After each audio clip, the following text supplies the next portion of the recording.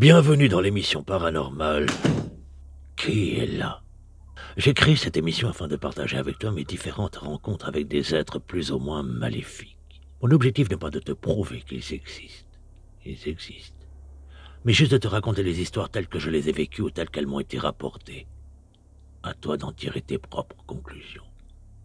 Dans ce premier chapitre, je vais te raconter une histoire personnelle. Cette histoire étant authentique, j'ai respecté scrupuleusement la chronologie de cette horrible nuit. Nous sommes donc en 1992. Voilà déjà plusieurs mois que je travaille dans une entreprise de sécurité suisse où ma mission consiste à visiter des maisons, des entreprises, des bureaux, des usines désaffectées, des chantiers ou tout autre site nécessitant une surveillance nocturne. Ce jour-là, je prends mon service à 21h, on me remet une lampe de poche, un trousseau de clés, un talkie-walkie, un classeur contenant la liste des clients que je dois visiter cette nuit avec toutes les spécificités, et on me remet également une pointeuse. Appareil qui permet de lire des codes barres qui sont collés chez les clients et qui permettent d'attester que je suis passé. Après avoir vêtu mon sublime uniforme, je consulte mon classeur et je découvre qu'on m'a rajouté un client que je ne connais pas. Une maison isolée. Je range mon classeur, je saute dans ma voiture de fonction et me voilà parti pour une nuit de ténèbres. Voir sans être vu est la règle. Ainsi donc, pour être le plus discret possible, dans tous les sites que je visite, je n'ai absolument pas le droit d'allumer la lumière. Je dois me déplacer dans le noir, tout seul, éclairé uniquement avec le faisceau de ma lampe de poche. Vers les 3 heures du matin, je décide d'aller visiter ce client que je ne connais pas. La nuit est plutôt claire. Je ne pourrais pas garantir que c'est la pleine lune, du moins elle est très lumineuse, ce qui fait que j'aperçois au loin cette grande bâtisse en pierre sur 3 étages au milieu des arbres. Je prends donc le chemin qui mène à cette horrible maison, j'entends le bruit des cailloux qui résonnent sous les pneus de ma voiture, puis je me gare dans la cour côté forêt. Quand j'arrive chez un client, la première chose que je fais, c'est une ronde extérieure complète, où je vérifie tous les accès, portes, fenêtres, afin de m'assurer qu'il n'y ait pas de cambriolage en cours, ce qui évite de tomber nez à nez avec des intrus à l'intérieur de la maison. Quelques semaines auparavant, l'un de mes collègues qui prenait sa retraite n'en avait plus rien à faire du règlement. Il est entré sans faire de ronde dans une maison, ignorant qu'à l'intérieur se trouvaient des cambrioleurs. Nous avons retrouvé son corps le lendemain matin, le crâne fracassé en bas des escaliers. Je suis donc très pointilleux avec mes rondes extérieures. Là, en l'occurrence, en vérifiant mon classeur, je me rends compte que le client ne veut qu'une ronde extérieure. Donc ça va aller très vite, je fais le tour de la maison et c'est parti, je rentre chez moi. Je sors donc de la voiture. J'éclaire la forêt pour m'assurer que personne ne surveille. Ah, c'est bon. Et je commence ma ronde. Je vérifie les fenêtres, les volets, j'éclaire les façades. J'inspecte aussi la forêt pour être sûr que vraiment personne m'observe. J'entends des craquements, mais bon, c'est normal, c'est des animaux dans la forêt, il y a toujours beaucoup de bruit. Je fais le tour de la maison. Je reviens vers la porte d'entrée principale, je vérifie le cylindre de la serrure, il n'a pas été forcé, la porte est bien fermée à clé. Je recule pour jeter un dernier coup d'œil à la façade, et là, tout à coup, je vois une petite fille au 2e étage qui me regarde. Qu'est-ce que c'est que ça? C'est pas possible, il y a quelqu'un dans cette maison. Tout à coup, la petite fille a un air surpris, recule et disparaît. Je dis non, mais je me suis trompé de maison, là, c'est pas possible, il y a des gens qui habitent. Je sors mon classeur, comme ça, je commence à vérifier. Je dis non, c'est bon, c'est bien ça, c'est bien la bonne maison. Parce que là, je me dis, qu'est-ce que je fais? Mais après tout, j'ai pas à rentrer dans cette maison, donc je m'en fous, je fais genre j'ai rien vu. Et puis non, je me dis, je vais quand même prévenir. Je sors mon talkie-walkie, j'appelle l'opérateur, je dis voilà, j'ai un problème, je suis à tel et tel endroit, et il y a une petite fille à l'étage. Il me dit, mais t'es rentré, c'est une ronde extérieure. Je fais non, je suis pas rentré, je l'ai vu à travers la fenêtre. Il me dit, c'est pas possible, les gens sont partis en vacances, t'es sûr que t'as la bonne adresse? Je dis oui, j'ai décrit la maison. Il me dit, oui, c'est bien ça, bon écoute, reste sur place, je te rappelle. Bon, il faut dire que l'opérateur me connaît, parce que j'ai une petite réputation, puisque quelques jours auparavant, je l'ai prévenu que j'avais vu un renard à 2 têtes. Car en fait, quand les renards se reproduisent, ils montent l'un sur l'autre, comme ça, et quand ils sont surpris, ils se retournent, ce qui fait qu'on a l'impression que le renard a 2 têtes. Ce qui fait que quelques jours auparavant, en roulant avec ma petite voiture, je suis passé devant un renard à 2 têtes. J'ai eu droit le lendemain à tout un cours sur la sexualité des renards, mais j'aurais peut-être pas dû faire un appel de sécurité pour ça. J'attends donc toujours dans cette cour. Quand je réponds au talkie-walkie, il me dit écoute, j'ai vérifié avec le chef, les gens sont partis en vacances ce matin, donc il doit y avoir personne, donc il faut que tu rentres. Que je rentre chez moi? Mais non, dans la maison. Avec la petite fille. Il me dit, oui, oui, tu fais une ronde complète, il y a un badge au 2e étage, tu pourras passer ta pointeuse, comme ça atteste que t'es passé. Et on fait un appel de sécurité toutes les 5 minutes. Toutes les 5 minutes, il m'appelle et si je réponds pas, il envoie la cavalerie. Je fais, bon, ok. Bien. Je sais pas ce que toi tu aurais fait dans cette situation, mais moi, j'ai pas le choix. Je vais donc commencer par une ronde de sécurité. Je me dis peut-être que j'ai pas vérifié un accès, qui sait, je préférais 100% sûr. Donc je vais refaire une ronde extérieure. Je pense que c'est surtout pour gagner du temps, parce que j'ai pas du tout envie d'entrer dans cette maison. Et puis je termine ma ronde à l'entrée principale. Je vérifie que j'ai la bonne clé, c'est bon. J'entre dans la maison avec ma lampe de poche. Je referme la porte derrière moi, je la verrouille. Là, je rentre dans un grand salon. Pas terrifiant, un salon classique comme ça. Donc j'inspecte un peu partout avec ma lampe de poche. C'est bon, il n'y a rien. Je me dirige vers la salle à manger. Je regarde. Je regarde sous la table. C'est bon. Ensuite, je passe par la cuisine. Je regarde derrière le bar de la cuisine. Ensuite, je traverse un petit salon télé. Et puis, je reviens vers l'escalier. Bon, je vais monter au 1er étage. Je monte les escaliers, je vérifie en haut qu'il n'y a personne qui m'attend. Tu vois, je suis un peu flippé. Je vérifie en bas que personne ne me suit, on ne sait jamais. J'arrive à l'étage. Je regarde le couloir. Bon. J'ouvre la salle de bain. J'inspecte la salle de bain. Ensuite, il y a un petit bureau. J'ouvre la porte. Non, il n'y a rien. Ensuite, il y a 2 chambres, certainement habitées par les gens qui habitent dans cette maison. J'inspecte la 1re chambre. Non. 2e chambre. Rien. Bon.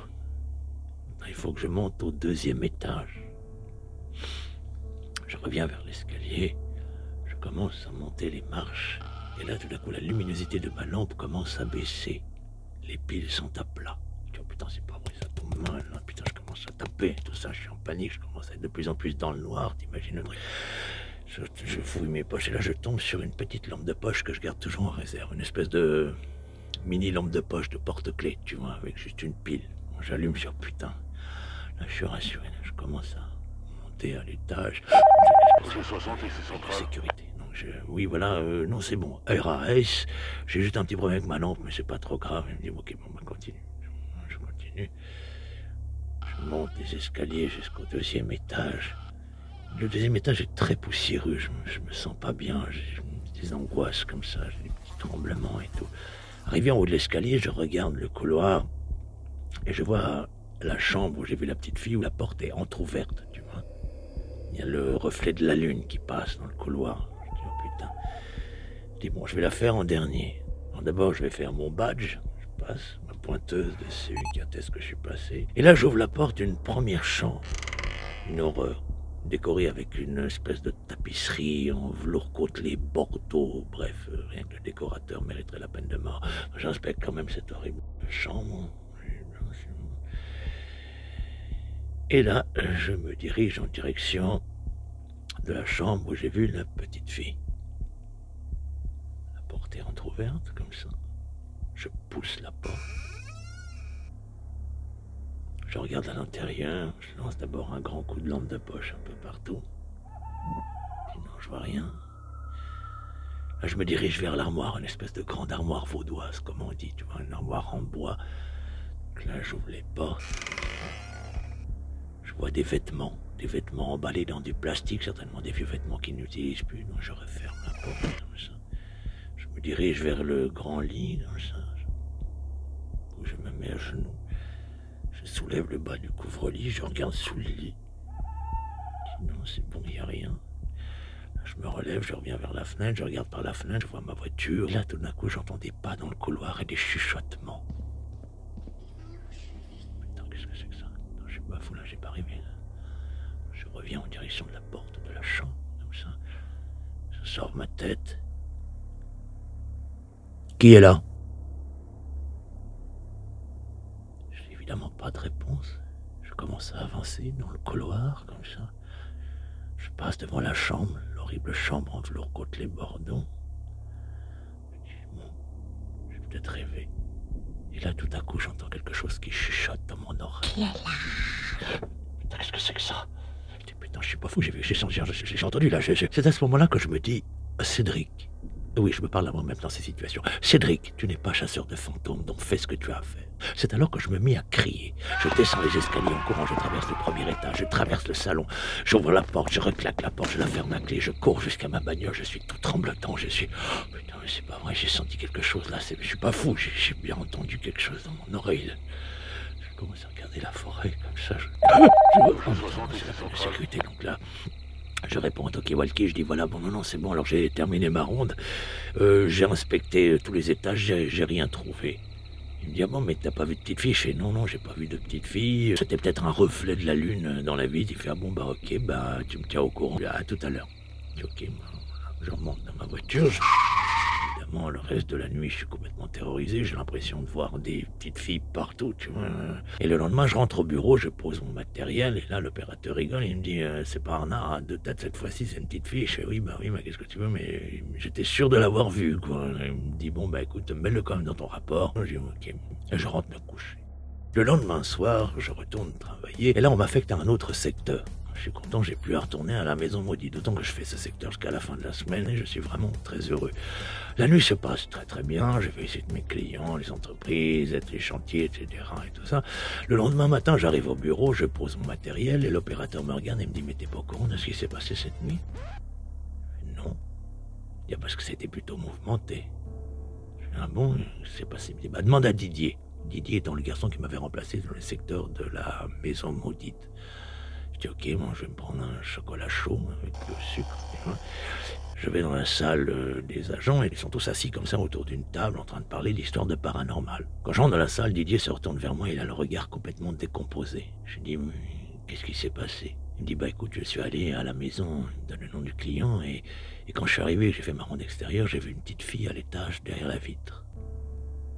Je lui dis, mais c'est exactement ce que j'ai vécu. Il me dit, oui, ben, c'est ce qu'on m'a raconté. Je dis, mais t'as fait quoi? Il me dit, bah, du coup, j'ai prévenu l'opérateur et vu qu'il y avait déjà une histoire comme ça, ils ont envoyé un maître chien pour faire la ronde avec moi. Il m'a raconté, on a allumé toutes les lumières. On a fouillé tous les étages, on n'a rien trouvé.